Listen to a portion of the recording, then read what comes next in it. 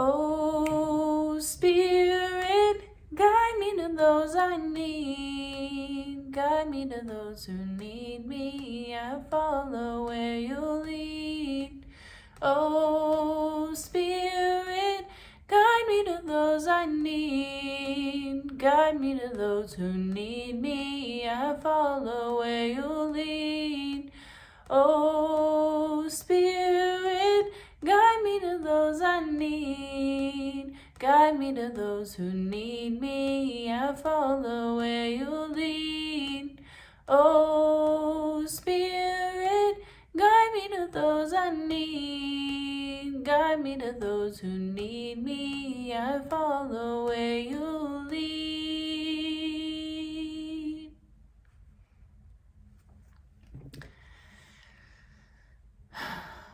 So, I want to talk about sharing light and how it is a service to all.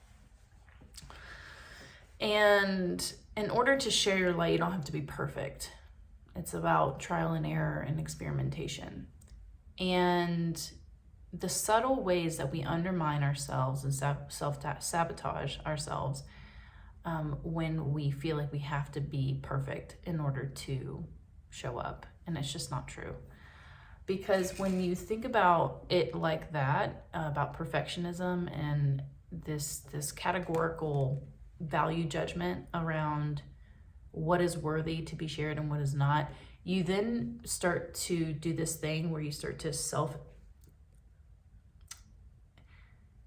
you start to create a loop instead of allowing this like flow to happen that is coming from above, down below, and back up. When you stagnate and you create loops inside of yourself, it's when you become self-focused and you're trapped in some unresolved psychology. Again, it's a loop. So I'll give you an example. I sing, and I've always loved to sing. I don't really care about like anything that comes from that other than the way that it makes me feel. And so I thought like, oh, what a great way for me it was like an intuitive process. I just intuitively knew for a while now that a part of my service is sharing my voice. And if you don't use it, you lose it. I'll just say that because I started to kind of focus on what would be good enough to share and made it more about myself and my ego because I didn't want to feel embarrassed if my voice cracked because I didn't warm it up, because I'm not a classically trained musician by any means. I have only ever just sung because I like to sing. I have absolutely no training whatsoever besides like going to community choirs. And so I notice when I'm more analytical about my voice in a way that's comparing it to what I think it should be or holding it to some standard with my like outer mind, it stifles the flow because again, it becomes self-serving instead of just utilizing my voice and training it and exercising in a way to best serve the all. Like I don't want to, I want it to be a well-used instrument, right? Or a well lubricated instrument to serve the all. And there's this subtle trap that we can get in when we start to really believe this perfectionistic inner dialogue. Because if you believe it long enough, you look back and you realize, oh, I haven't actually been doing the thing because I've been obsessing about how I think it should be or how I think it should be in order for it to be worthy. in my eyes, in my limited awareness. Because underneath all of that, I'm trying to hide and cover up a fear that I have of being humiliated or not being loved or good enough. You know, there's any selfish desire that it's usually covering up unresolved psychology and some type of pain that you're trying to hide from. So it's best to just kind of bear it all, which is what, if you've been tuning in for the last 10 years that I've been on YouTube, is kind of what I've been doing. But not so much in the last few months. I moved from where I was living for the last 5 years, raising my son in this little cocoon, and kind of blasted myself wide open and moved around a lot. Was technically homeless, but was never without, because we're always provided for, thank God. And found an apartment, and that has been quite the roller coaster of learning more about more unresolved psychology and how much of a control freak I can be to protect my sense of safety and security. And newness with my nervous system can feel like a threat, and constantly need to be in hypervigilance around safety in any kind of new environment like that, you know, like what I'm in now. And it's been amazing to see and uncover all of the judgments and assumptions that I have made about the world and about myself in relationship to the world in this process. And that's exactly what I asked for whenever I finally made the long decision, because it had been a long back and forth decision for a while, to actually sell my house and to leave, because it wasn't working for me anymore. And I felt like I had reached a threshold of comfort, and also reaching a threshold of no longer willing to settle for breadcrumbs that I was giving myself, and that I was willing to take a huge risk and jump into the unknown and swim for several months into the unknown of what my next chapter would be. You know, I got rid of most of my items. I really had no idea. And in that process, I have uncovered and resolved so much psychology. It's incredible. And I don't think that everyone needs to do what I did, but I was really intentional about what I did, as I tend to be. I try to be very intentional, because I understand what intentionality can do for ourselves in our lives. And so I created this intentional time and knew it was not going to be easy. I knew it was going to be really triggering, and I'm going to do it anyways. And so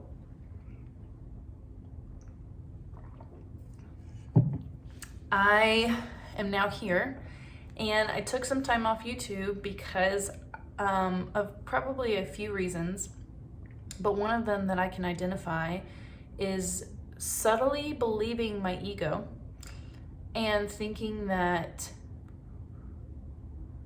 I shouldn't show up because I'm too rambly.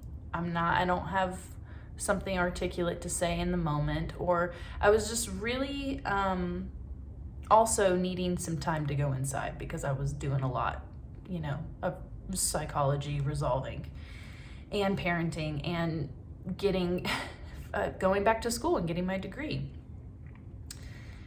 And I made this switch and realized that my service to the world isn't dependent upon how I show up on here or not. This is a form of self-expression and has been a very easy way for me to self-express, to articulate, to process how I'm feeling, because I'm a verbal external processor. You should see my phone. It's ridiculous how much I'm like talking to myself. It's not ridiculous, it's what it is. But And so this is one way for me to self-express and in turn be in service, because for someone out there it will help, and if not, it helps me understand and connect to me, not just being in this like loop of self-affirming inner dialogue, if that makes sense. So I wanted to share that when we share our light, when we can receive more of it, the more that we can resolve the things that we don't want to see in ourselves, that we can see the unreality behind it. Like for me, it's a plethora of things at this point.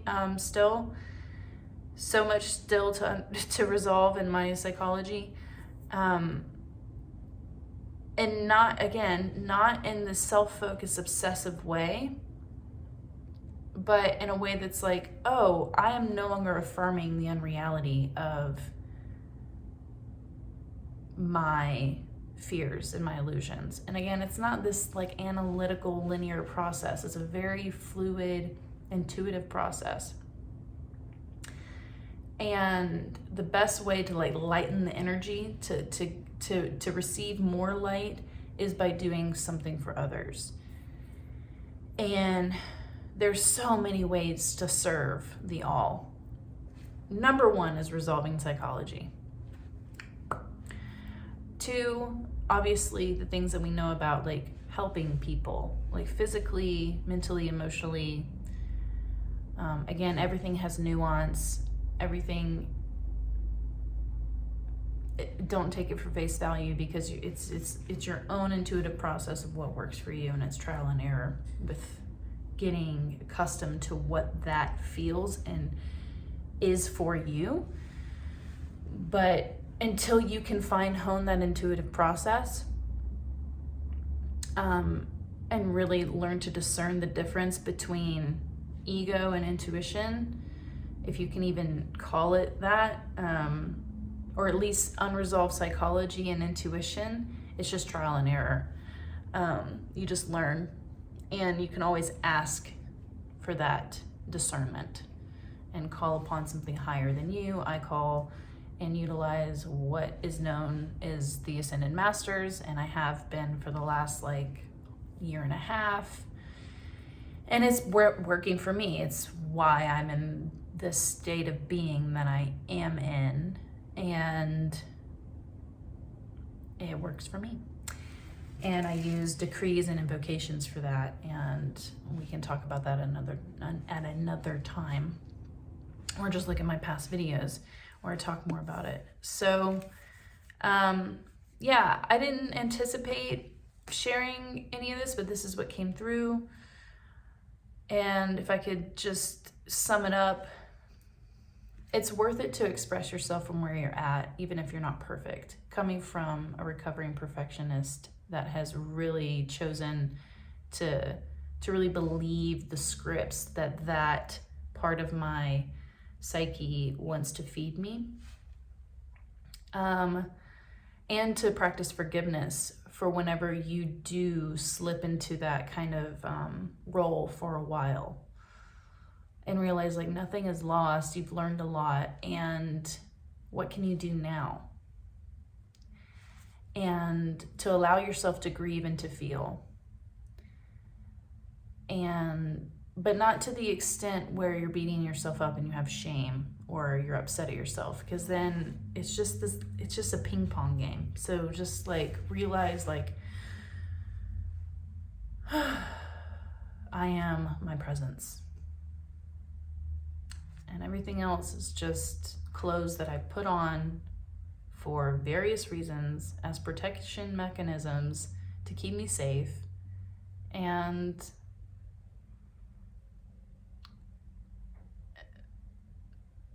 the whole motivation behind these mechanisms in our psychology is to reinforce its existence, its illusions inside of your own mind. So the identity that I've taken on, like, oh, that I'm this or I'm that, I'm not worthy of this, or I should settle for this. It's all things that you have taken on because of things that have happened to you. Whether it was this lifetime, whether it was intergenerationally, past lives, whatever. These are things that are not even yours that you've been carrying, but you have identified and taken it on and believed the illusion.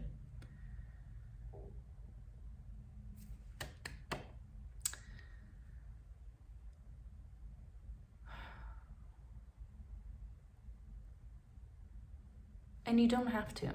And you don't have to do it all alone. Like, it can feel like a lot to let go. Because then who are you really if you're not these things? Well, I tend to, again, I call in the reinforcements, call the Ascended Masters. I work directly with a couple of them, but mainly Mother Mary. That's, she's the closest to me, but through her, I'm connected to the entire web, the entire hierarchy of the Ascended realm. But because it's not just her. And so I feel really grateful to be in the state that I'm in, and I'm also highly aware of the ways that I still self-protect and the way that my ego deceives me, because that's the point of its function. The entirety of its function, of its existence, is to do that, to lie to me, to reinforce illusion, because you need it to be here. Apparently, not really, but because there's this, step-by-step staircase of transcendence where it loses its grip more and more, but it's always there until you go. And so I am going to do my best to realize, like, I'm not here for all. I'm here for some, whoever resonates, and I'm here for myself. I'm here for, it's funny because it's like my messaging, it's like I'm not here to appease everyone, right? But again, the work that we do does affect all. It does ripple out and affect all. And so I'm just going to try to remind myself that I'm not here to fit into a mold and to be everyone's cup of tea. And try my best to be compassionate and kind to myself in the process of self-expression, and realizing that was where I was then, allow that to be where it is, and keep moving forward. It's brave work to put yourself out there sometimes, but really, it's really an exercise as well, and a test to see, like, do you really believe the illusions that these forces inside of yourself, these mechanisms, these lies want to tell you? No. I know who I am. I know what I'm connected to. And that's it. That's that. I know it's real, truly. So anything else is just kind of hullabaloo, Well, I hope you enjoyed this, and we'll talk to you soon.